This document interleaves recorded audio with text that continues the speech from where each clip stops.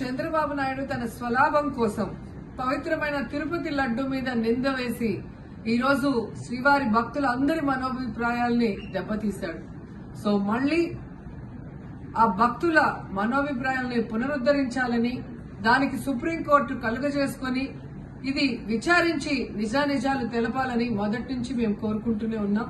ఈరోజు సుప్రీంకోర్టు ఈ కేసుని స్వీకరించడం జరిగింది. ఈ కేసులో సుప్రీంకోర్టు కనుక కరెక్ట్ గా విచారిస్తే చంద్రబాబు నాయుడు అన్కో చేసిన అబద్దాలు ఖచ్చితంగా బయటకు వస్తాయి.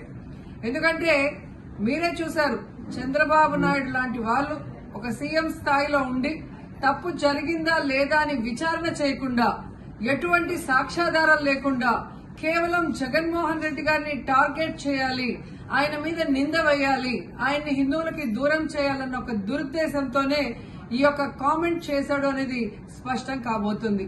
ఎందుకంటే ఈరోజు సుప్రీంకోర్టు ఈ కేసు తీసుకునేంత వరకు, ఆ డేట్ అనౌన్స్ చేసేంత వరకు సిట్ వేయనే లేదు. అంటే ఉన్నత స్థాయి విచారణ ఎక్కొట్టాలి, ఉన్నత స్థాయి విచారణ జరిగితే తాను చెప్పిన అబద్దం బయటపడుతుందన్న భయంతో సిట్ ని హడావిడిగా ఏర్పాటు చేయడం మనం అందరం కూడా గమనించాలి.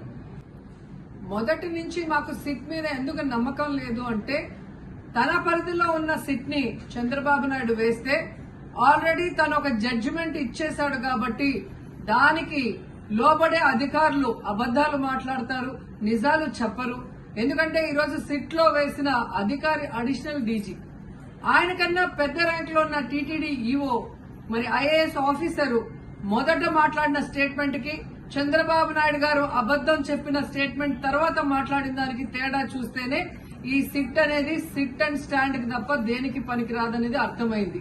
అందుకే మేము మొదటి నుంచి అడిగాము, సుప్రీంకోర్టులో విచారణ జరగాలి, సిబిఐకి డైరెక్షన్ ఇచ్చి విచారిస్తే ఖచ్చితంగా మత కల్లోలాలు సృష్టించాలనుకున్న చంద్రబాబు నాయుడు అన్కో అందరికీ కూడా బుద్ధి చెప్పే అవకాశం దొరుకుతుందని.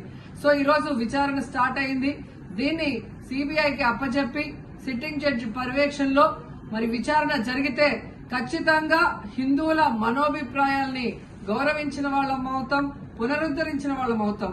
లేకపోతే చంద్రబాబు నాయుడు వేసిన ఈ నింద పవిత్రమైన లడ్డూని తినాలా వద్దా, దీంట్లో కలిసిందా లేదా అన్న అనుమానంతోనే భక్తులందరూ కూడా ఈరోజు లడ్డూ తినకుండా వెళ్లిపోతుంటే ఒక తిరుపతి అమ్మాయిగా చాలా బాధేస్తుంది.